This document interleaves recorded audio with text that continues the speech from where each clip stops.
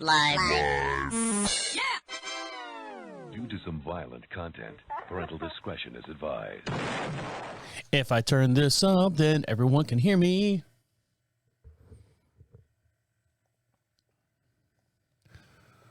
Jesus.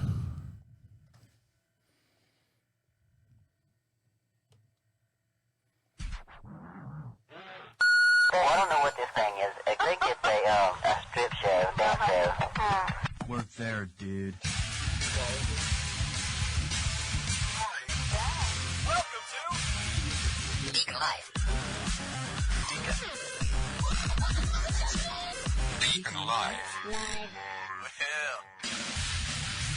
Welcome back, guys. On today's show, we interview lead singer from Hello Fiasco, Eric Labossiere, and also, why are men giving up on work? Also, what is Amazon trying to ban that we use every day? And how come this lady didn't tip her pizza delivery driver? All this and much, much more on DeaconLive. How are you? How are things going? How are you doing? Are you doing okay? I feel so small. I'm sitting here in my studio here, and we broadcast just outside of Charlotte, North Carolina, a beautiful little town we like to call Marshville. And you can find us on Facebook. Go over to prophetradio.com, PROPHET radio. Click on social contacts, and all the links are there. Instagram, dying media source there. Twitter, trying to come back. We're on TikTok. Yay, TikTok. And all the other social medias that are out there. And we also have a YouTube channel. You can see for every podcast we do, we have a matching video. Me waving to you and you waving to us as well, hopefully at the same time as you're watching this video. Now, I was saying that I'm sitting here in the studio and I feel so small. Right before I went on the air this morning, or I say right before I went on the air, when I came up here to the studio, of course, fire everything up. Everything's running all the time anyway. So, pull everything out of sleep mode. Things are running in the background, and the main monitor that I have here in the studio is a 32-inch flat screen monitor. I need it because I have multiple windows open on my, my desktop, and to run the show and to run everything like that. And people working from home understand this. My wife's Christ, she's got 3 monitors, between that stretch out. It looks like Sears and Roebuck Center, with all the TVs and stuff she's got display with all the stuff that she's got going on. So anyways, my 32-inch flat screen monitor failed. So I walk in the house. First world problems, right? And I walk into my house and I go, I don't want to sound shallow, but do we have an extra flat screen TV laying around that we're not using here on the house, on the property, on the French? She's like, yeah, we have one in the guest bedroom. Just take that one. Why? What do you need it for? I go, well, the monitor upstairs in the studio is not working, so I got to swap them out. Oh, I've got this one over here, and she's got like this little 19-inch flat screen little guy, and I'm like going, no, child, I cannot use that one. Everything would look like an envelope stamp when I open up all the different windows. So I go into the spare bedroom, and I disconnect everything from that TV, from the guest TV that's in there. It's a flat screen, and I didn't realize how big this thing was. Now, back in my old studio, when we lived down in Florida, this was my monitor, but my studio desk was a little bit bigger. Now I'm in I kind of downsized a little bit, but this monitor that I have is 42 inches wide. I'm like, literally, you can see me on the camera. My eyes are literally looking dead center in the monitor, and you can see my eyes are at like a 15 degrees pitch up looking into the monitor. So it's going to be a little bit before I can order my next one and get it here. No, I'm gonna go back to my 32. This 42 is way too big. I feel like a little kid in a candy store. Everything's bigger and smaller, not that everything's fun and free. Now, speaking of fun and free, as you guys know, I've been dealing with my back issues for many years now, and I went to the doctor, went to the doctor after the COVID thing, and, we'd done the MRI x-rays, and my nurse practitioner, God damn it, starting already. My nurse practitioner says, we'll do some MRIs, and then, we'll see the results of that and take further measures. I'm like, all right, cool. So I went down, like I said, got the MRIs done, and then I get a email saying, your prescription's ready at CVS. And I'm like going, well, I don't know what that is. And then I would get emails for the test results are back for your thing. And this is back for your whatever. My blood work and my MRI test results are back. So I just kind of ignore it. I've never had this happen before. So I just ignored it, as most men do. Oh, good advice from a doctor? Fuck them. I'll deal with it when I come across it.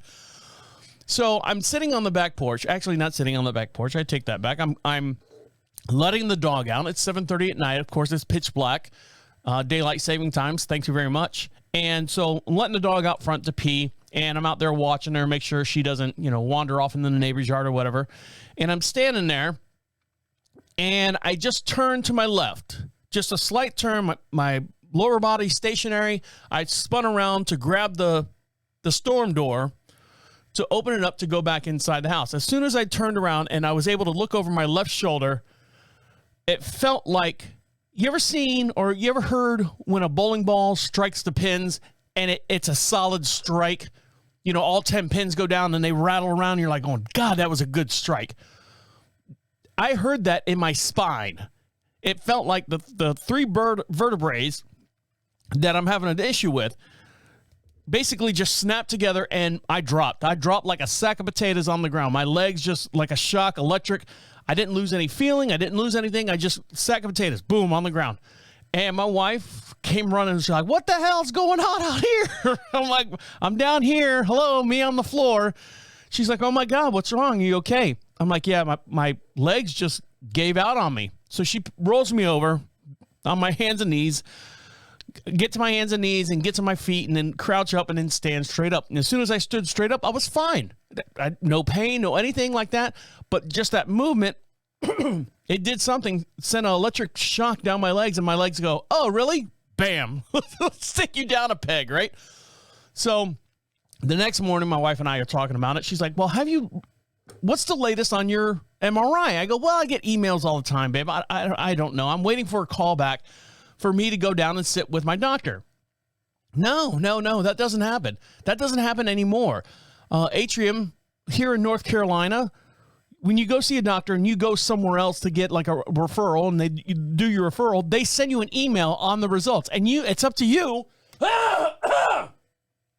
It's up to you to sit there and read them. And then, like I said a couple podcasts ago, who am I to sit here and decipher what's going on? Sure enough, my wife goes, well, let's just see what's going on. I said, all right, well, read it.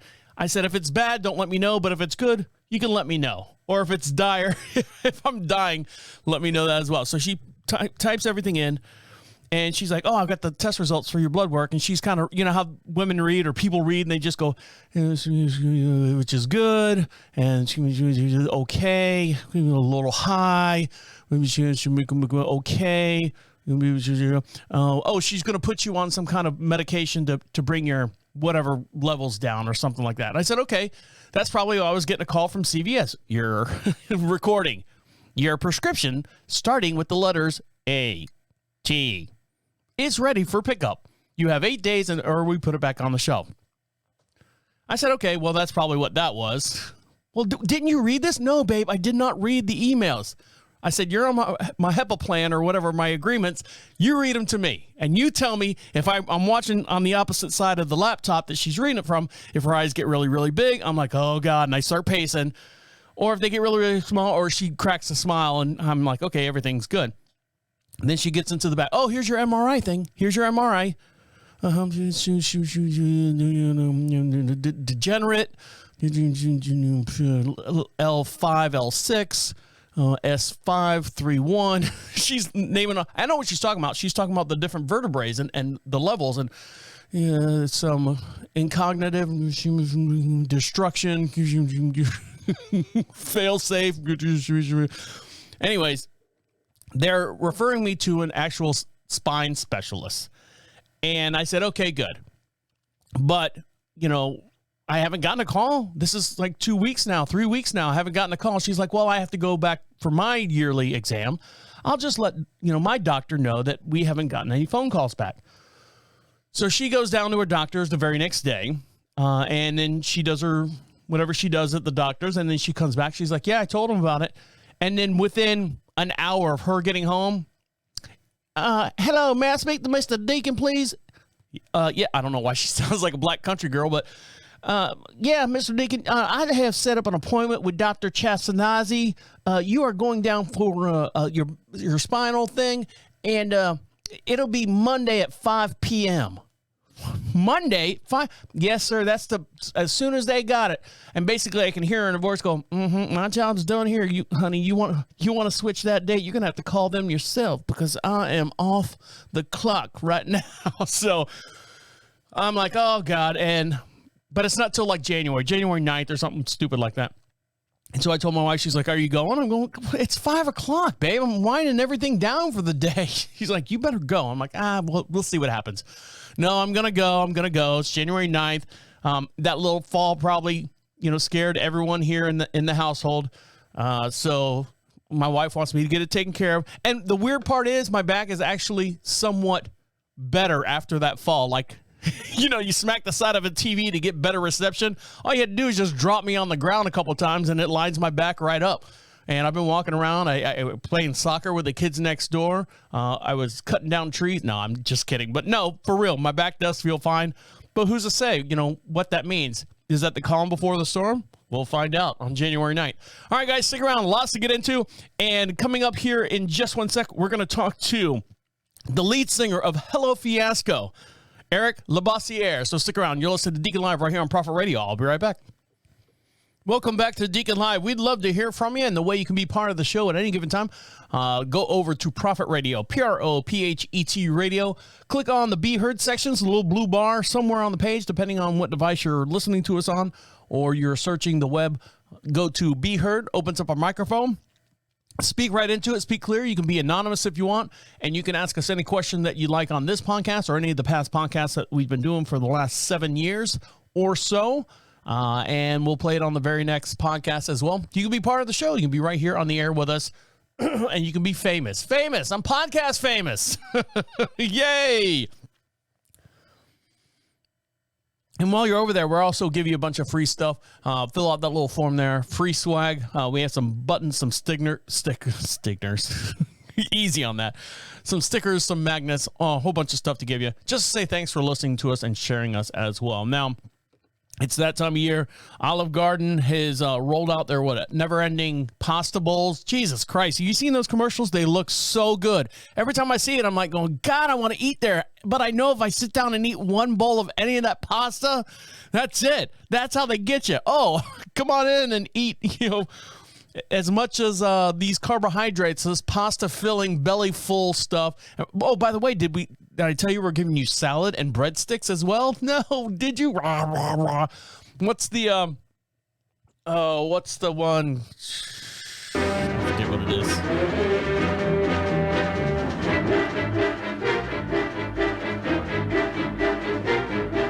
Yeah, I'll remember it later. Another lifetime, I guess. But unfortunately, where we live just outside of Charlotte, North Carolina, in a beautiful little town we like to call Marshall. Population 2,500 people. That's it. That's us. That's it. We are nothing but farmland and cornfields and horses and cows and all that stuff. We are literally out here in the country. And we broadcast in our big studio up here. I know, big studio.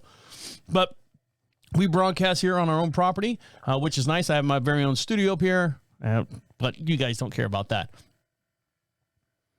But there is no Olive Garden close to us around here. You literally have to drive probably 35 to 40 minutes to get to an Olive Garden. And when I say 30 to 45 minutes, you're like, that's no problem. No, there's no traffic. So it's like 60 miles an hour for 30 to 45 minutes. So do the math on that. Not that it's 200 and some odd miles away, but it's a pretty good distance from us. You have to plan a day to go to Olive Garden. As you know, all you commoners out there are so lucky you have one on every other street corner across from a Red Lobster. But this guy right here was trying to pay for his bill. Sitting at this table, he probably had the SS and BS, which is what the kids call soup, salad, and breadsticks, and probably had some of that never-ending pasta bowl as well. And he went to pay the bill, and while he was sitting there trying to, finish up his last heel of bread of his garlic breadstick, he noticed there was something on the table. Now, I guess Olive Garden is trying to bring people back in to sit down and actually have meals and stuff. So they put in these little games or these little touch screens on the tables. Now, my wife loves to go to the bars. Hold on. I'm not done with the sentence. She likes to go to the bars and where they have that mega touch. People will go to one bar over another because they have that mega touch where you sit there and you play the little bar game. It's got that big CRT monitor that takes up like 3 spots at the bar. I'm sure the bartender loves that big thing sitting there on paying seats. But now they've got like almost a tablet type thing on these tables. Well, Olive Garden has now incorporated this tablet on their table. A TikToker is poking fun at their Olive Garden experience after accidentally playing games on their restaurant tablet device without noticing they were being charged for it.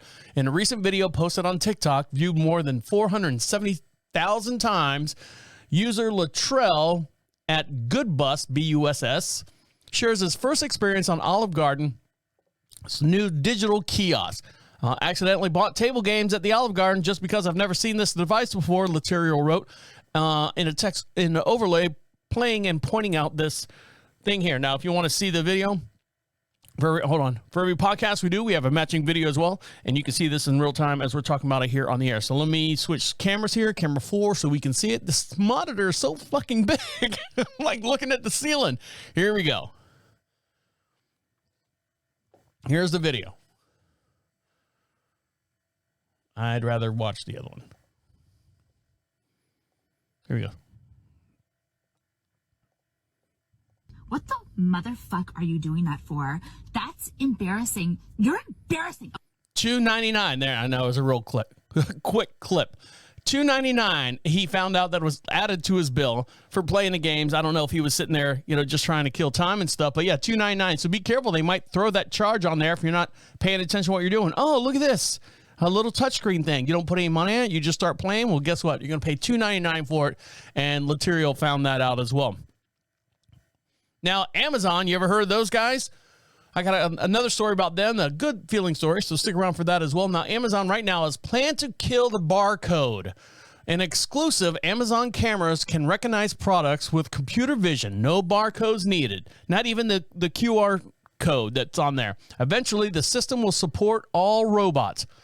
Robots may be the future, but robotic arms are apparently no good at using the old steadfast form of technology, the barcode. The barcode can be hard to find. Oh, by the way, I do love this big screen because I can read the stuff better. It's like the bigger version of Reader's Digest. I don't have to squint and look at it. Anyways, barcodes can be hard to find and be affixed to oddly shaped products. Something that, let me switch screens here so you don't have to. They can be hard to affix to oddly shaped products, something robots can't troubleshoot very well. As a result, the company said this past Friday that they have a plan to kill the barcode. Now, just in their warehouse for now, but it might take off later on. Using pictures of items in Amazon's warehouse and training the computer model, the e-commerce giant has developed a camera system that can monitor items flowing one by one down the conveyor belt, which makes sure that they match their images. Eventually, Amazon's AI experts and roboticists want to combine the technology with robots and identify the items while picking them up and turning them around. So solving this problem so robots can pick the items up and process them without needing to find and scan the barcode. It's fundamental, says Nantas Anton Akawas, an applied science engineer from Amazon's computer division group in Berlin. It will help us get the packages to the customers more quickly and more accurately. It's my best Berlin accents. The system is called multi-module identification. Isn't going to fully replace the barcodes just yet, but yet it's currently being used in facilities in Barcelona, Spain, Hamburg, Germany, according to Amazon. Still, the company says that it's already speeding up time and takes process and packaging there on their own floor. So they're getting rid of the barcode in their own thing, in their own system, their own community, which is good. Anything that they can do to help things go on a lot faster. So my question is, returning the stuff? I mean, on this end, we don't have that kind of AI. I mean, are we worried about that? Now, granted, everything will be a barcode. You always get a slip. You stick the slip to the box. The box goes to the outlet. The outlet tapes it up for you and sends it back to them. So hopefully they're sending back the right product. Because I think, don't they scan? I could be wrong. My wife bought a couple belts. And one was a black belt, one was a white belt, one was a red belt. And they were all leather. And the lady at the outlet, the kiosk or whatever, for the returns, I think it was like a UPS store or something like that. She scanned the printout that they give you, and then she scanned the 3 items to make sure that those 3 items were on that thing, kind of like when you do a normal return like Walmart or something. So how are they going to scan or know that these items, if they don't have barcodes on them, maybe they do have barcodes for our sake, but they're not going to use them on their end? I don't know. It's a new thing. It's a brand new world, and we're getting into it right now. All right, guys, stick around. When we come back, we're going to talk to, on the phone, we're going to talk to Hello Fiasco's lead singer, Eric Labossiere. Stick around. You're listening to Deacon Live right here on Prophet Radio. I'll be right back. I can see forever. You were always on my mind, in my heart, in my soul. You're the reason in my life. You're my inspiration. Something like that, right? God. If it's not my coffin, it's my goddamn nose. All right, here we go. Welcome back to Deacon Live. From their debut album, Find the Shoreline, which has now over 3 million streams and has been placed on over 6,500 Spotify lists and getting a mix of radio plays in over 25 countries and counting, Hold Me Close, their latest single from this album, has 700,000 streams and 200,000 views on YouTube. On the phone with us right now, the frontman for the band Hello Fiasco, Eric Labossiere. Hello, Eric. How are you? Great. Thanks for having us on the show, Travis. Hey, did I say your name right? Because that's a very, very fancy name. You did an amazing job. As you know, we're an American-Canadian band, but a lot of us are French, and you did a great job. So, well, great. So you're Canadian and American. So do you have like dual ships? I mean, where are you located right now? You bet. I live in Helena, Montana, but I was originally born and raised Canadian. Been down here for a lot of years, and I am a dual citizen, so I have both citizenships. So how many members are in the band Hello Fiasco? There's 5 of us. 4 of the guys live over in Canada, and I'm the only guy over here in the U.S. right now. How come they didn't come over with you over here to the United States? Well, I'm still hoping I can convince them, but we're not there yet. Well, I would think the music scene, and don't get me wrong, I love Canada. I would think the music scene would be a little bit more beneficial being on this side of the border than Canada. But I could be totally wrong. I mean, you guys, smash hits left and right up there. You come down the United States, maybe a hit 2 or 3 here, but, am I wrong saying that, or, No, you're definitely partially right. That's all I'm going to say. Canada and U.S. are 2 different things, but, you can succeed on either side of the border, and big acts like, whether it's anything like the Arkells or Nickelback have proven that. Now, whether they made their success in Canada or elsewhere, that's a different story. So yeah, we try to play both sides of the border in the world. Now, Hello Fiasco, where did that name come from? We wanted, a few of us used to play together in a band named The Mailman's Children. And when we decided to break off of that and create this new adventure, which is called Hello Fiasco, we wanted something that represented the challenge that we were about to face and starting over and embracing the things that happen when you're recording new songs, the things that happen when you're forming a new band. There's always going to be challenges, just like anything in life. So Hello Fiasco represents embracing change, embracing challenge, welcoming the challenges. And it's kind of like the old adage of the buffalo and the cow. Either you're going to be the cow that tries to avoid the storm and runs away from it and drags out the storm, or you're going to be the buffalo that runs into the storm and gets through it faster. So we want it to be the people that welcome change, and that's why it's Hello Fiasco, bring it on. And that's where it came from. Also, you know, we kind of like the marketable and more pop rock names and the rhymes if we're talking about cheating a bit.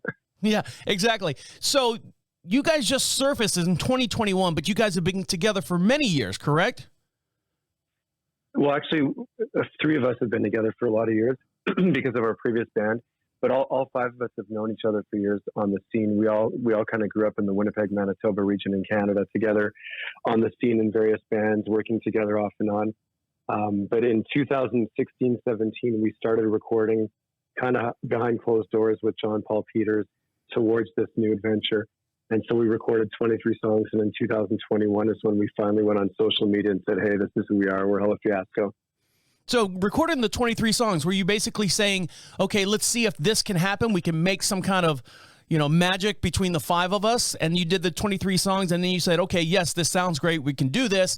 And then you released your first album. And then you, out of the 23 songs, there's only 12 tracks on the first album. What happened to the other math there, 11 of them? Good question. Well, we decided a few years back that we weren't going to do the industry like we had done for quite a while and throw songs out and only do singles. We wanted to make sure that we had something special. And so in 2016 and 17, when we started, we had more of a long-term strategy. And we said, hey, we're not just going to record a couple of songs. We're going to record lots so that we can pick from the batch and make a great album. And we even pulled the songs across 6 countries to thousands of people, which some will say is contrived. But we decided that, hey, we want to make sure we meet people in the middle and we do what we still love and write songs that we love. But we also want to, with John Paul Peters, our producer, make sure that we're meeting the listener in the middle and doing 50% for them and giving them the songs that they love. And this way we could have more of a mass appeal than we ever did and more of a pop rock world appeal. So that's how we decided on the 12 songs, is we picked songs that had not only pulled really high, not only the fans told us on early testing, these are ones we love, but that's where we cut the album from to make sure that we were doing what we love, but we also can get out on the scene and potentially maybe, you know, have a proper living and make some money in the industry. So the 11 songs, are you going to put those on like an EP or something later on? Lost tracks, hidden tracks. Yeah, a lot of them are solid songs, and we're already working on our second album. Obviously, it's almost done, but we're definitely going to use those songs. So they're not going away.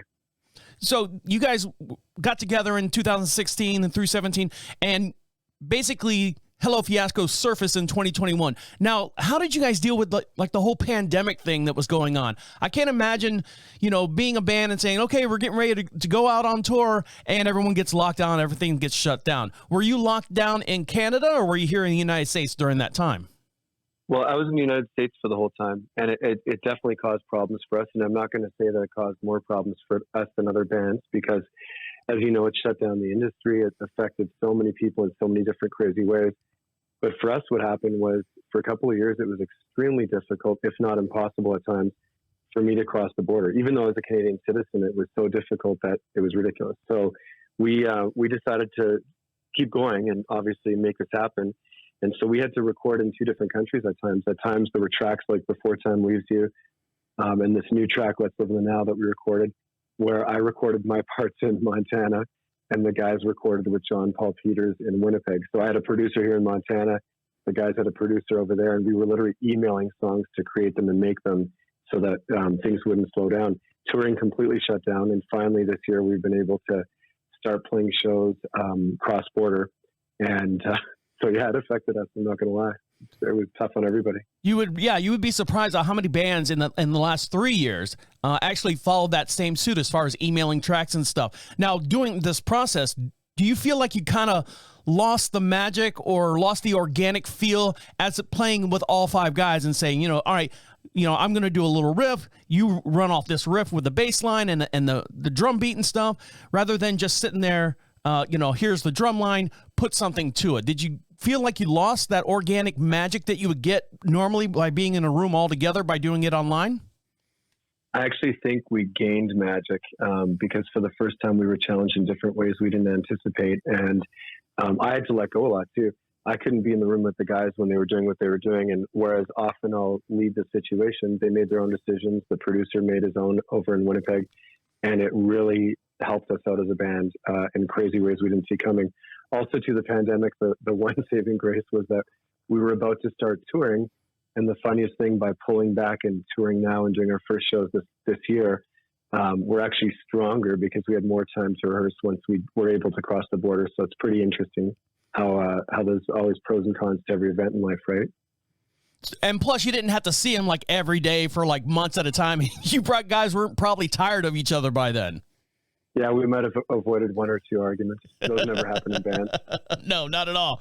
Now, your new album that's coming out called Find the Shoreline. This is the title of your debut album. So tell me, what is the meaning? I'm sure there's a story behind that. Yeah. So again, if you look at the length of time we took to produce and make this album, it's not just 12 songs, it was 23 songs, and it was a lot of trials and tribulations. And I think that it's a pretty representative record. When it came together, it all sounded like one thing, but we were all in the ocean for a while and kind of trying to find our way and make this happen and go through the COVID and all these different things going on. And to us, because the songs are very personal on the record and about personal lives and interactions around us, we're all just trying to find our way and get to the shoreline at times in life. We all feel lost. We all feel like it's really difficult to get through these things going on that we think only happen to us. Meanwhile, they're going to happen for the rest of our lives. And so we're always trying to find the shoreline. And, the question is, do we get there in our mind? Do we get to the shoreline or not? And so, that's the vastness of the ocean. You're just lost at sea for a while, and we're all just trying to make it there. So these songs are about getting through life and getting through the personal challenges. So that's where that came from. We're talking the lead singer, Eric Labossiere, from the band Hello Fiasco. Now, Eric, who writes all these songs? Where does your inspiration come from as far as the lyrics and everything? Right. Well, we all write the songs together. I write the bass of the song always.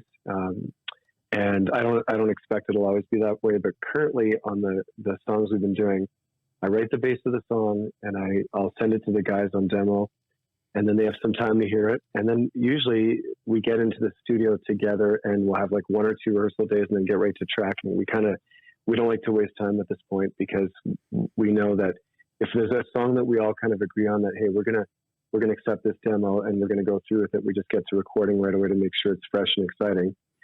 And so the guys, they all contribute. The guys in the band are all songwriters in their own way, shape, or form. 3 of the guys produce, whether one of them has his own studio, another one is building one. Plus we have a co-producer that writes with us. So it's a team of about 6 writers, even though I write the bass of every song and the general structure. So the leadoff single from the album Find the Shoreline is a song called Hold Me Close. Tell us how this song came to be. Yeah, so Hold Me Close was written, ironically, before the pandemic, but came to life because of the pandemic in video form.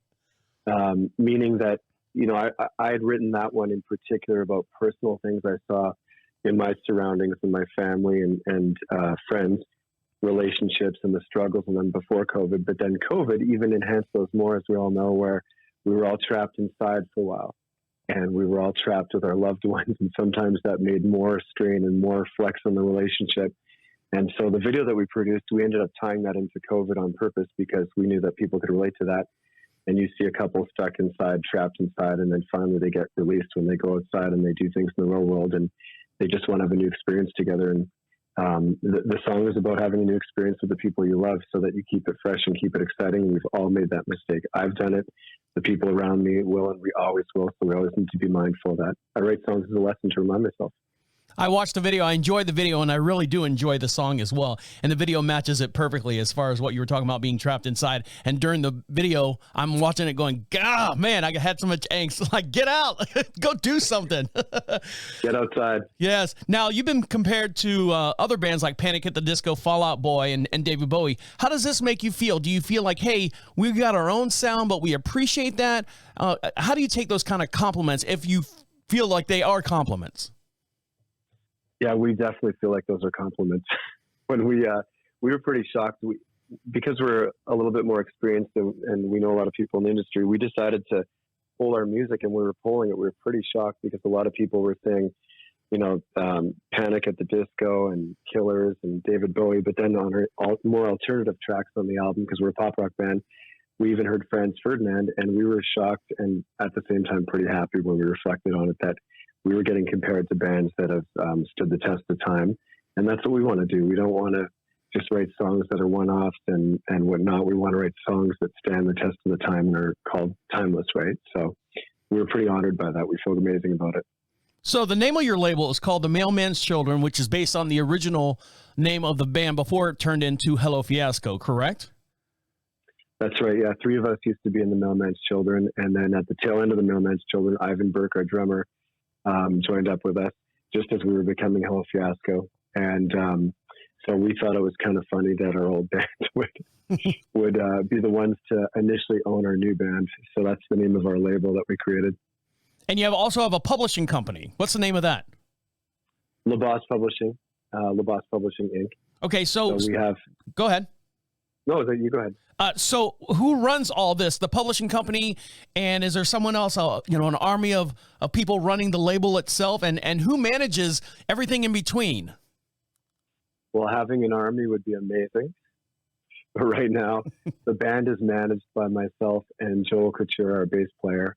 I've known Joe for 20 years, and we've always worked together. And but at the same rate, because I'm on the U.S. side and the rest of the band is Canada, it causes tax complications, business complications, all kinds of stuff. So I run the label and the publishing company out of the U.S., meaning business-wise, but Joel helps me run those as well. So right now our team is me and him, but then we have contacts all over doing all kinds of work with us. So even though we're managing it, we have teams of people all over the place. So you mentioned tax. Is it better to be on the Canadian side of the border or the U.S. side of the border when it comes to the taxes? Interesting for me. Well, I don't know if I should be answering that on air, but the taxes are definitely better on the U.S. side. That's all I'm going to say. All right, we'll go with that. Now, you've got this full-length album that's coming out called Find the Shoreline. Where can they find this album? Well, right now, the album's on all major streaming platforms, whether it's Spotify, Apple, Deezer, Tidal, it's all over the place. You can find it easily. And then we also created a site where people can access, the liner notes, credits, everything with the music store as well. We're talking to frontman Eric Labossiere from the band Hello Fiasco. Do you have any upcoming tour dates now that we're allowed to roam free in the country and go to shows and live events? Are you have anything lined up here? Yeah, we're not announcing our later 2023, 2024 tours yet, but we are playing some shows in Canada right away. In Winnipeg and Toronto, we're playing the known Festival du Voyageur in the French Quarter in Winnipeg and some other shows. But we're not releasing all of our touring dates yet because that's not all finalized. And if someone wants to find your social media sites and stuff, how can they find them there? You bet. So we're all over TikTok under Hello Fiasco. We're all over Facebook and Instagram under Hello Fiasco as well. We're even on Twitter now, finally, despite their disruptions. So we're all over social media. We're talking to Eric Labossiere from the band Hello Fiasco. Eric, anything else before we let you go? I'm pretty excited about the future. People can hear us all over internet, terrestrial, FM, TV, cable, radio right now, and we're going to be cracking XM soon. We're being played in over 25 countries, so we're really excited about the future, especially since our debut album has now hit 3 million plays this week, and the future is looking bright for us. Well, Eric, we'll wish you all the luck out there. It sounds like you got everything under control, but you always need a helping hand somewhere, and we're right there behind you. So anything we can do to help you along, let us know. We appreciate it. Thank you again for having us on, Travis. Thank you, Eric. Stick around, guys. We'll be right back. Welcome back to Deacon Live. Make sure you follow us on all your social networks. And the way you do that is go over to Prophet Radio, PROPHET Radio. Click on social contacts. You can see all the stuff, all the places that we are located. Make sure you click follow, like, share in that order. And while you're over there, get yourself something for free. Little drop-down menu. It says free swag. Fill that out. We'll send you out some magnets, some stickers. Real nice magnets, real nice stickers. We'll send them out to you. High quality stuff. I don't buy the shitty stuff like those other guys do. I'll get you the good stuff, baby. Just fill out that little form and we'll send them out to you as quickly as we possibly can. With Christmas being around and mail gets kind of clogged up. Now I'm starting to dig this big monitor now that I'm sitting here. I feel like I'm sitting in like an IMAX theater and I'm watching everything go by. I feel so small, but yet so in control of what's going on. This monitor is huge. It's nice. I like having this. I might keep it and forego buying the $200, $300, whatever monitor, the 32-inch monitor on Amazon. I'm just going to keep this 42 here in the studio because I can see everything. I can see everything. I can see you, and I can see you. I can see everything, and I can read everything a lot better, which is, we were talking about me getting my MRIs and stuff done. My wife had to up our insurance policy, and she's like, do you want me to put eyes and I already have dental and stuff, but I don't have vision on my insurance, and it's never been an issue for me. But my wife, she has glasses and contacts, so she always gets insurance for her. And lately, I think it's this big screen that's sitting in front of me. My eyes are not as focused as they have been, in my 20s and my 30s. And, I'm taking the phone and moving it further away from my face to read things in the morning. Now, granted, I do a lot of my research first thing in the morning to see what happened overnight. And I'm literally moving the phone further away. Babe, hold this for me. On your side of the bed. Hold it so I can read it. No, it's too far. Come back. But right now, a lot of men are just quitting working. They're tired of it. They're giving up work right now. Many men in the United States leave the labor force when the earnings... get out of the way. 15 things going on here. And they're larger on the screen. Many men in the United States leave the labor force when their earnings decline compared to with their better paid peers. A new research shows. The study found that more men dropped out when the workers' relative earnings has fallen. The finding from the federal... Get this microphone out of my way. The findings from a Federal Reserve in Boston help explain the trend's economicness. I can read, I just can't pronounce the words.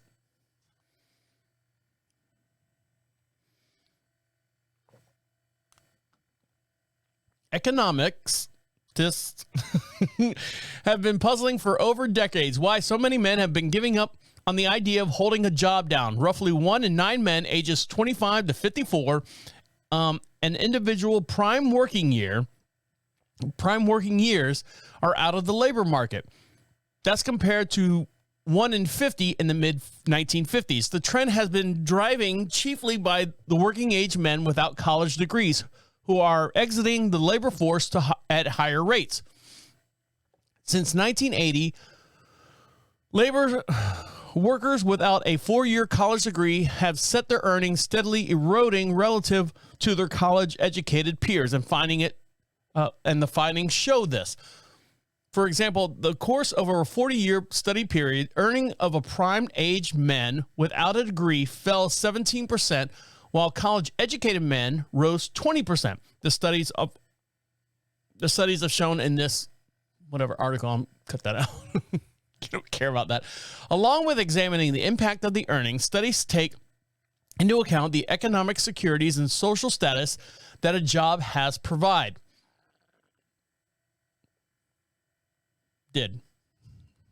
That jobs have provided.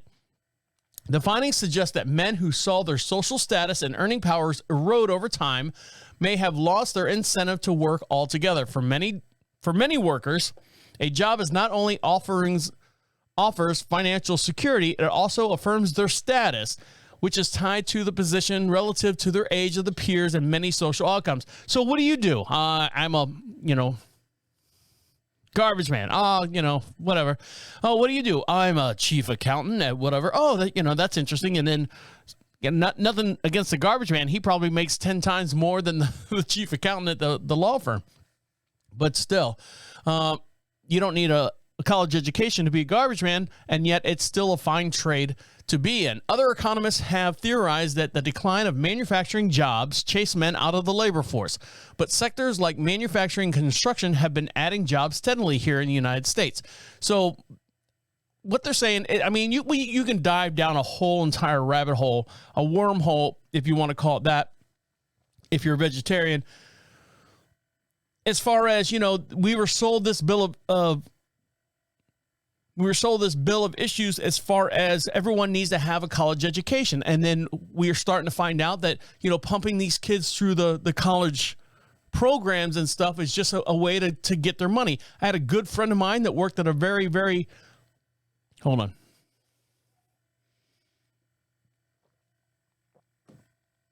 I had a good friend of mine that was a professor at a, not a university, it was a university tech school. And she actually said to me, she's like, the first year students, when they bring them in, it's, $35,000, per semester to be at this technical school. And they make the first couple semesters really, really easy. But then what happens is the next semester, they make it so hard for you to actually, complete and do everything. But yet you're halfway through your second year trying to get your AA or AS or whatever degree that you physically, these people start dropping out. When they start dropping out, it opens up room for more people. And then a lot of people just, get frustrated and don't want to do that college thing anymore. And so here she is working at a university, a state accredited school. And she's like, a lot of these kids don't make it past the first year. And they just turn and burn them, to keep the roster filled, as far as getting the classrooms filled. So I thought that was kind of depressing at the time. Now, something that's depressing right now is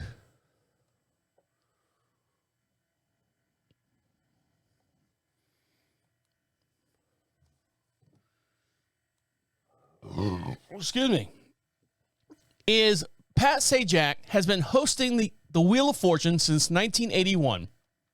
And it shouldn't be to anyone's surprise that after 4 decades of the game show, he won't be on it much longer. Even Pat Sajak said that to face the facts, in September, the 76-year-old reflected on the iconic show that he hosts, stating, "Years go by fast. We're getting near the end, and most television shows by this time would have said that's probably enough. By this time, the show will not die." I think Bob Barker just, turned 99 the other day? He was on his own Price is Right show, and that was a good hoot over there. "It appears that I may go before the show," he added. Pat Sajak added, "It's been a long time. We're not going to do this for another 40 years, and we're not going to do this for another 40 years after that." So, however, since he's been such a big part of the show, who could possibly fill his shoes? Well, some viewers think they know who it is, and they shared their thoughts on Reddit, of course, front page of the internet. The fans are pretty certain that Pat Sajak's daughter, Maggie Sajak, is set up to take over for her father. Maggie currently serves as the show's social correspondent, and commenters think that that's just one step away from hosting the actual position. It wouldn't be Maggie's first time on the Wheels stage either. She filled in for Vanna White when Vanna hosted the show after Pat had to bow out due to emergency surgery a few years ago. But fans aren't thrilled with the 27-year-old Maggie as a potential successor. They're always going to complain about something. It's not the changes. We don't like change. We don't want anyone to do anything. I want, if you can get a robotic Pat Sajak up there, and I want him to, and Vanna White, she's not even turning letters anymore. She just basically taps the screen. It's a big touch screen now. I don't like it. I don't like it at all. I want it to be exactly the way I was when I was a little girl in 1981 when Pat Sajak and his big fat head took over the Wheel of Fortune. We didn't like him then, but we've grown to love him, and now he's going to leave us? Traitor. He's a traitor. So that's what's happening. Pat Sajak, 76 years old, man. I couldn't imagine doing something that long. Now hear me out. Doing something that long and then have to, or being that age and have to sit there and go, God damn it. I'm 60. Let's say I'm 65 years old. I got another 10 years on my contract to do this shit. I want to go take my money and go around the world. I want to travel. I want to go see stuff. Now, granted, Wheel of Fortune has opened up some stuff to him, and he doesn't work a 9-to-5 job. He's only, I think they do a couple seasons of shows for like 3 months, and then he's off for 8? There's a lot of math there. That's why I'm not on the show. But I mean, still, imagine being 76 years old. All right, honey, I gotta go. I gotta go spin the wheel with these knuckleheads. And he got a little loose-lipped on a couple things out there. Got patted in trouble. He doesn't care. He doesn't care at all. But so he's bowing out here shortly, and they're thinking that his daughter Maggie's going to take over. All right, guys, stick around when we come back. Do you have airplane mode on your phone? Is that still a thing anymore? Well, we'll talk about that when we get back. Stick around. You're listening to Deacon Live right here on Prophet Radio. I'll be right back. Welcome back to Deacon Live. You want to be part of the show? We'd love for you to be part of the show. And the way you can do that is go over to Prophet Radio, PROPHET Radio. Click on, there's a little blue bar floating around there. It says Be Heard. Opens up a microphone on your device. You can be anonymous if you like. Just speak right into it. Comes right to our inbox, and we'll play it on this podcast if you get it in quick enough. If not, we'll play it on the very next podcast as well. And you can talk about any of the podcasts that we've been doing, or if you have questions for me or questions for any of the guests that we've had here on the show, make sure you get those in, and we will answer them live on the air. And while you're over there, get yourself something for free. Christmas time's coming around. You need those last-minute stocking stuffers. Click on free swag. We'll send them out to you, and you can give them. We'll send them out to you, and you can put them in your stockings for all your co-workers or something like that. Just let us know what you want us to do. It's that easy, We're pretty laid back here, I've got this huge mega screen friggin' monitor now, 42-inch flat screen monitor that's bigger. I said to my wife, it's like putting your car on my table here, on my desk here in the studio, because before I had this little 32 that this morning fired everything up, pulled everything out of sleep mode, energy saving. That's what I do. And it literally was like sitting there blinking, and I could see the cursor moving around. I could see the desktop icons and everything, and it was just blinking, like flashing. And it was basically saying, bye, bye. It's flicking his fingers back and forth, and you could see me doing my finger flicking here. And for every podcast we do, we have a matching video as well. You can see all the stuff that goes on here in the studio, me waving to you. Hopefully you guys are waving back to me. Hi. And that's what's going on. Now, I'm starting to dig this. I'm putting my foot down. I think I'm going to keep this big old monitor here. I feel small, but yet I feel, like I said, in charge of this thing. So my vote is to keep this monitor.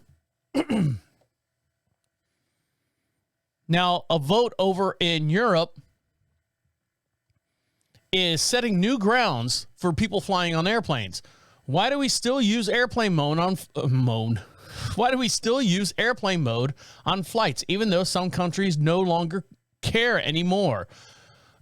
Come next year, airline passengers within the European Union will no longer have to set their mobile phones on airplane mode when hopping on a flight. The European Commission decided in November to allow airlines operating in the EU to provide the latest 5G technology on their planes, thereby allowing passengers to operate their phones just as they would on the ground, and the results in faster messaging, phone, and data services, according to this press release.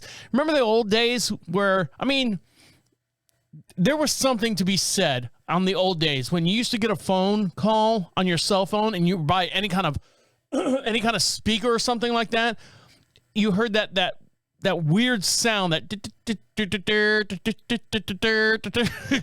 that caused for some alarm. I don't know if that was the 2G or whatever that cell service was, and I could see how that would mess up stuff. Because if you're listening by your TV, if you're listening to something on the stereo and your phone was anywhere near those speakers, yeah, it would kind of scramble that signal for a little bit. So I could understand that messing with the instruments. But now we got 5G. Half the planes are carrying 5Gs anymore. Most of the planes are online anyways. So why can't we use that message or use that same data plan, that same signal to get our phones on? And what about those planes where if you wanted to pay for, like here in the United States, you wanted to pay for Wi-Fi service on the plane or on the flight, you could get that. As it currently stands, the FAA and the FCC restrict usage of cellular devices on civilian aircrafts, with no exception for devices that can be disabled from a cellular transmission function, or, in other words, devices that can be placed on airplane mode. The reasoning, as repeatedly outlined in the FAA, they're tired of it. They're old, washed up people. They don't understand technology anymore. Concerns of the possibility of certain signals causing interference to the navigation or communication system of the aircraft. That's bullshit. I don't think that happens anymore. My neighbor's a pilot. He's been a pilot for God knows how many years now. He's a captain. I won't tell you what airline he works for. And he's like going, it's crap. Nobody cares. Or did I dream that? Maybe he did say they cares. I have to double check with him. I'll get back to you on the next podcast to find out what the actual answer is when he gets back into town. The FCC also said in the past that the ban on using certain frequency bands was implemented to prevent in-flight usage from creating potential interference with wireless networks on the ground. And even as recently as this year, AT&T and Verizon agreed to delay the rollout of the 5G services near dozens of airports at the request of the government, amid concerns that the relatively new technology could interfere with the aircraft's altimeters, instruments used by the pilots to measure altitude and aid with the low visibility landings, in which they can provide information for the aircraft automatic safety systems. In the United States, the 5G services launched in 46 markets, and on January 19th, using frequencies in a radio spectrum called C-band. The FAA explains this on its website. The frequencies can be close to using radio altimeters and stuff. So, I mean, haven't we all go, oh, it's on airplane mode. Yeah, it's on airplane mode. And that stewardess goes by, you click that thing right back off. I don't care. But, that's what gets me when they walk up and down the thing. Oh, you got to put your laptop, turn your laptops off, turn your devices off, do all that stuff. I don't know. Here we go. I'm going out on a limb here, out on the wing.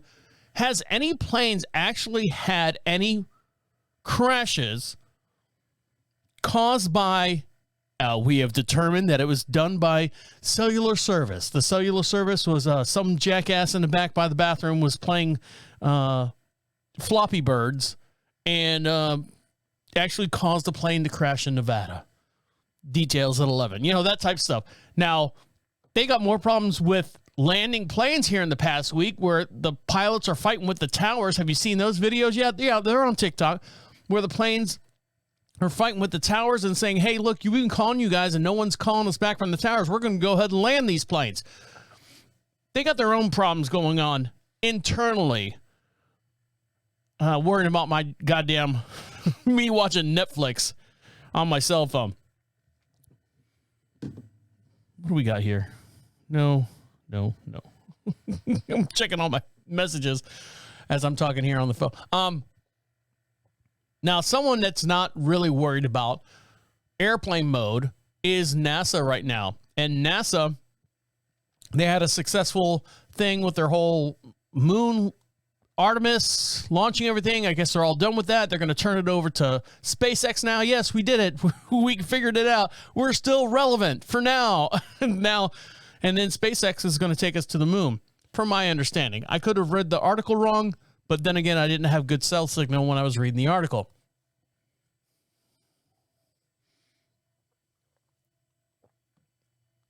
But many, many years ago, in a land, in a time far, far away, NASA launched into space a project called Voyager. There's Voyager 1 and Voyager 2 that's floating around out there in space. And Voyager, its whole entire program was basically to show life forms where we are in comparison to the other planets in the universe. In May,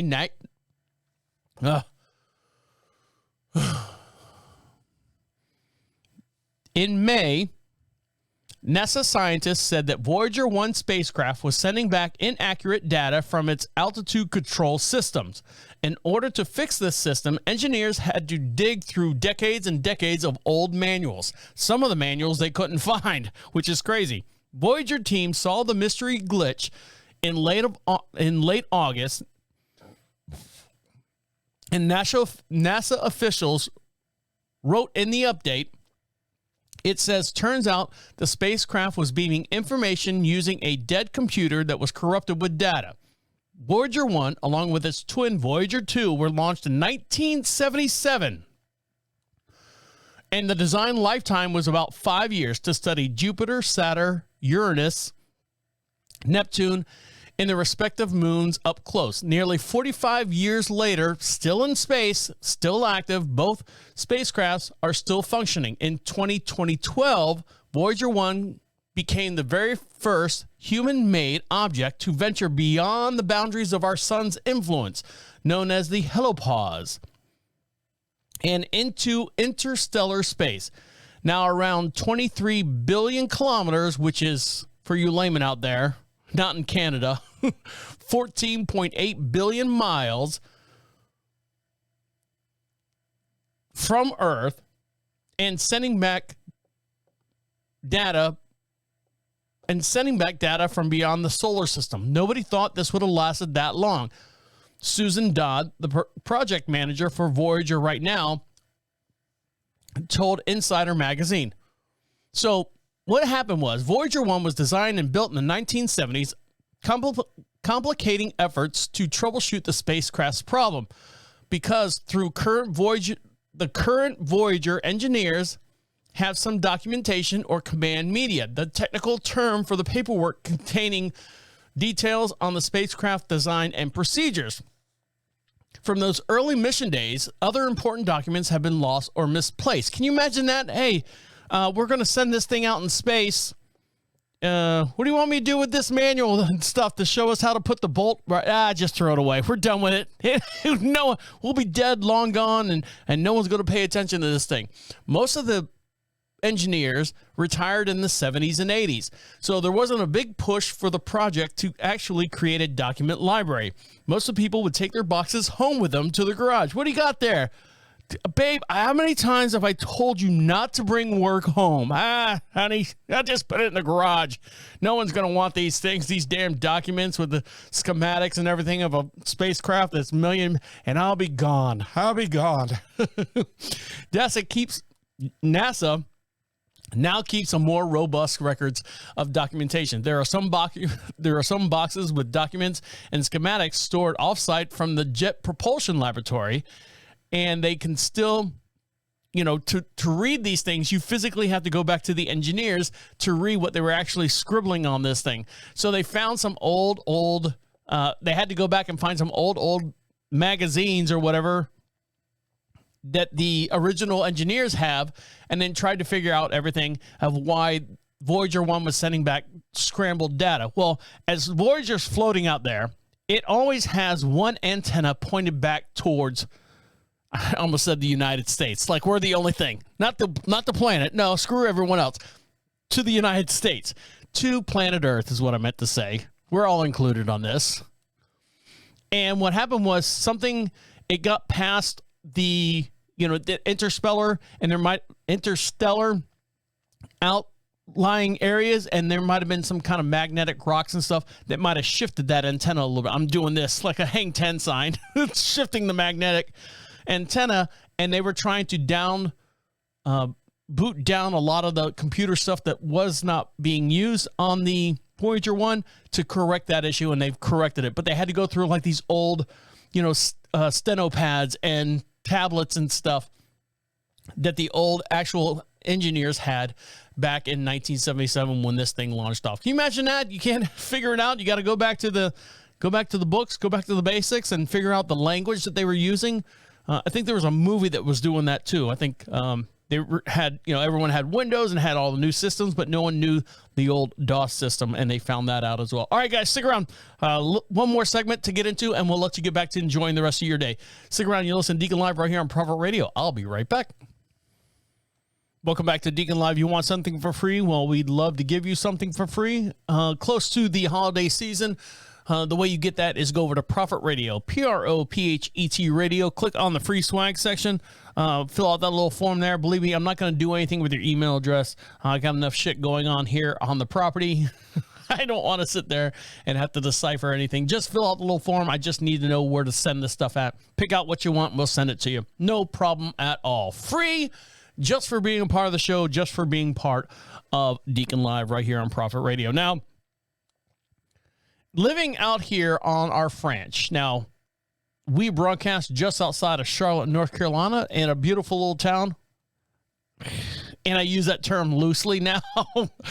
But our town of Marshville, North Carolina, population 2,500.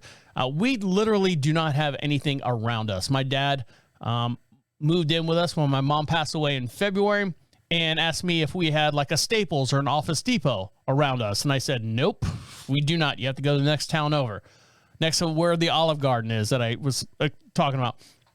Well, what do you have around here? I said, did you look down that road?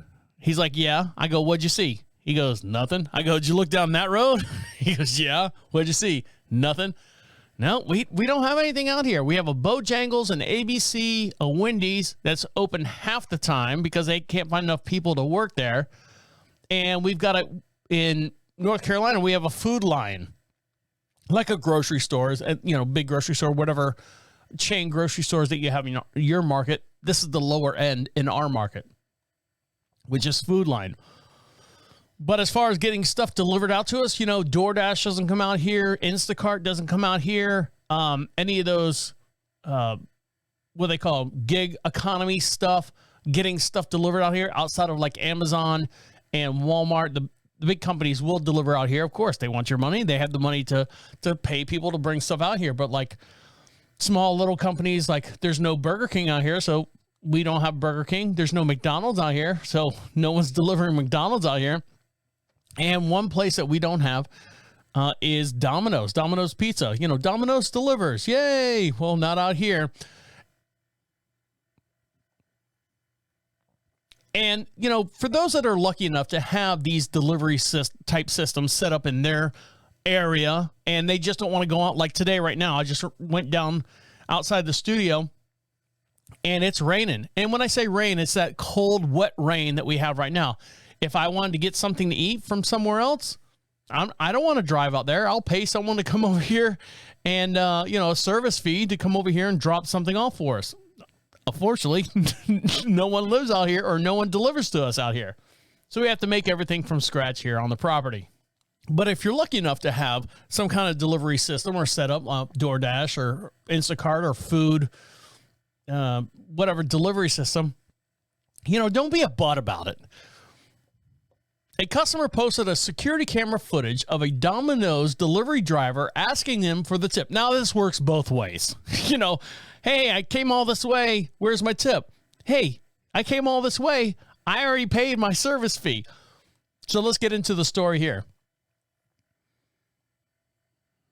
The delivery driver asking them for a tip as they handed them the pizza is now going viral on TikTok. Of course.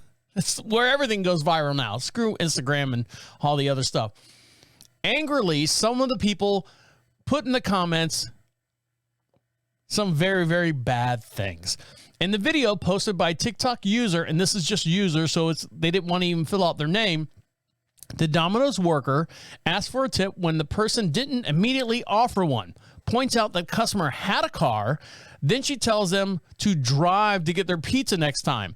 The customer explained to the driver that delivery is more for her convenience and says, have a good day without even handing them a tip. Come get it yourself next time, the worker says on the porch. The caption reads, entitlement is killing me. Domino's, come get your girl. Absolutely F not. Which was actually posted on the thing. The video's gotten over 2.7 million views as of December 13th, with users split on who was right and who was wrong. Most of the people came to the customer's defense by putting the driver on blast and asking for the tip before completing the actual delivery. And I'll show you the video here in just 1 second. And if you want to see this video, for every podcast we do, I have a matching video as well. You can see this in real time. And we can watch this video together. And you tell me who was right and who was wrong. If someone literally said tip, like quote tip, for me before I hand them or even had a chance to reach into my pocket to grab it, I would simply wouldn't give it to them anymore, said one user. I always tip, but the audacity to immediately say tip before the transaction is completed is another step in the wrong direction. So here we go. Let's see what actually happened here. Go to camera 4. So this video, let me make sure we're all on the right page here. So this video, it looks like it's cold out. She's got a little sky piece on, the delivery driver.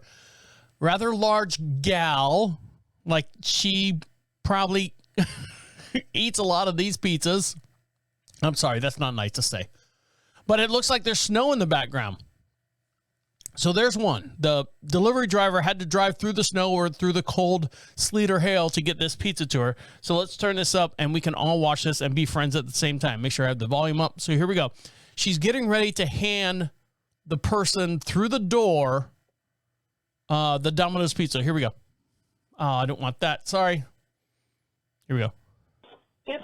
Tip. No. Yeah. So you have a car? So you... Okay. Well, Just so I'm you waiting know. for the convenience. So. Yeah, I know. Thank you. But You have a good day. Take care. come get it, next time. All right, so if you miss it, it's quick. The lower voice, the deeper voice, is the delivery driver. And she's like, as soon as she pulls it out of that heating box, says tip. And the girl who's got the light fluttery butterfly voice says, no. And then the girl goes, the driver goes, you got a car? And come get it next time. So listen again. Here we go. Tip. Thank you. No. Yeah. So you have a car? So you... Okay. Well, Just so I'm you waiting know. for the convenience. So. Yeah, I know. Thank you. But You have a good day. Take care. come get it, next time. Yeah, come get it next time. So I don't know what's the latest on that driver or what her problem. Maybe she had a bad day, but don't take your bad days out on people who don't deserve it. On both parties, maybe the person getting the pizza was like going, oh, I just found out my husband was sleeping with the secretary. I'm not cooking dinner. I just want a pizza. Meanwhile, the driver comes up and she's like, oh, just found out that the water pipe busted in my house. Now I got to pay for that. How am I going to pay for that? Oh, I got to get more tips. So maybe those two came to a pinnacle and they were like going, can I have a tip? No, I paid for the pizza to be delivered because I'm not cooking tonight. You go on your merry way.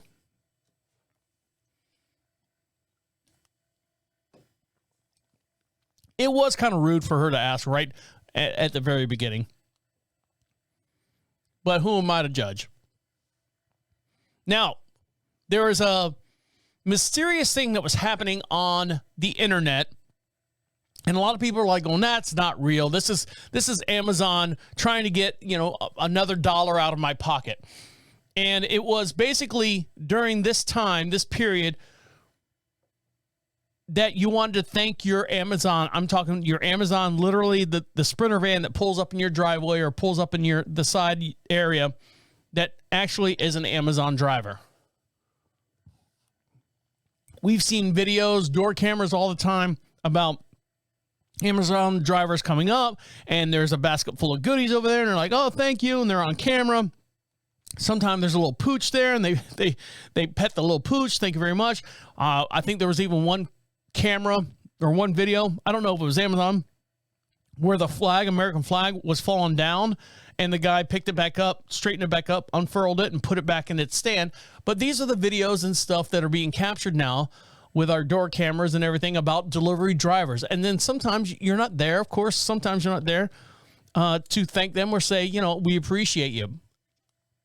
So the rumors about telling Alexa to thank my driver, the feature is a feature that lets people send a $5 tip to their delivery driver at no additional cost to that person. That promotion unfortunately ended on December 8th, but it actually was real. So here's an update. Amazon's promotion of offering a $5 tip to eligible delivery drivers ended this past week on December 8th after the company announced that it had received more than 1 million thank yous from U.S. customers. Well, that's a good thing. I guess they didn't, in my opinion, I'm just hearing about it actually last week when this came out. Someone posted something on Facebook, on the TikTok feeds, and everyone's like, oh, that's not real. That's not real. So Amazon really didn't push that a whole lot. So who's the bad guy there? Although drivers are no longer getting tipped, the company says customers can still share their appreciation by saying, Alexa, thank my driver. The original story continues down below. So here we go. Amazon ships billions of packages every year, and the holiday is one of the busiest times in this season. Claims that Amazon customers will be able to thank their drivers by using the new Alexa feature during the holiday season began to spread on social media on December 7th. And then it ends on, so they had like 24 hours to do this? Come on, Amazon. Amazon, do me a favor. So the question is the Amazon Alexa tip for your drivers feature real? Yes, it is. So what we found out is Amazon launched a new feature with its smart speaker on December 7th, letting customers thank their delivery drivers with a tip using a voice command. This feature was only available in the United States. Customers with the Alexa enabled devices such as Echo Show, or Alexa, Amazon shopping mobile apps could download on their smartphones starting on December 7th. At any time, Amazon customers said, Alexa, thank my driver, or Alexa, tell my driver thank you. They were for drivers who delivered their packages, most recent packages in the last 14 days, would be notified by customers' appreciation. For a limited time, the drivers would also get a $5 tip at no cost to the customer, according to Amazon. Not all delivery drivers are eligible for the tip. The $5 is limited to Amazon Flex delivery partners, delivery associations employed by Amazon, and Hub DP drivers who deliver for Amazon packages. So if you receive an Amazon package from like USPS or UPS or another carrier, those drivers will not receive the $5. Let's see. So let's see what's the update. Verify the test. It's same day. So anyways, in 2021, is that it?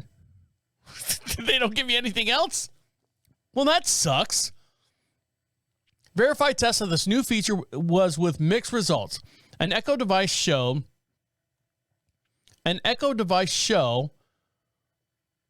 that it worked, but additional tests on Alexa-enabled devices show that the feature did not work every day. So this was like a test run for them to see who got paid and who didn't get paid. Amazon, do me a favor.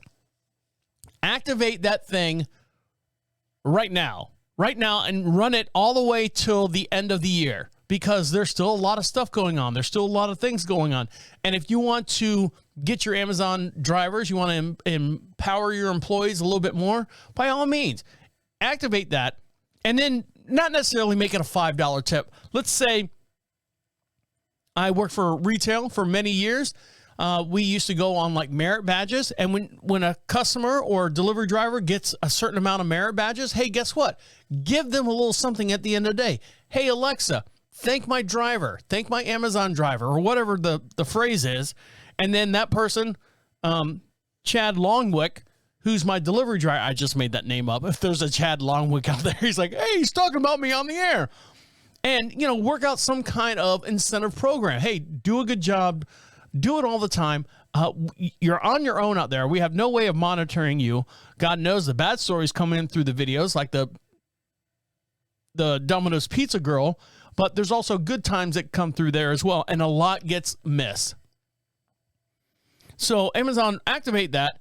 And or do something kind of incentive program where they get like merit badges or points or something like that. I'd like to see that. I would love to see that in our community, just to say, hey man, everyone's down on each other. Let's see if we can up some people in our own community that are running around and doing us, so we don't have to go out and buy stuff on our own. They're just dropping it off on our doorstep. All right, guys. On that note, I'm going to let you get back to enjoying the rest of your day. Make sure you follow us on YouTube. Make sure you follow us on all your social medias. And the way you do that is go to Prophet Radio, PROPHET Radio. Click on social contacts. On that note, guys, my name is the Deacon saying good night and good night.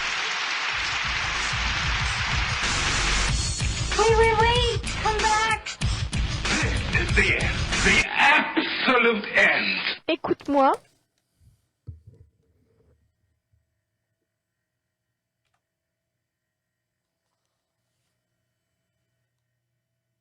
See, center's here. Center's here. This is off center because I don't want that. Oh, you know what? You guys want to see the. Do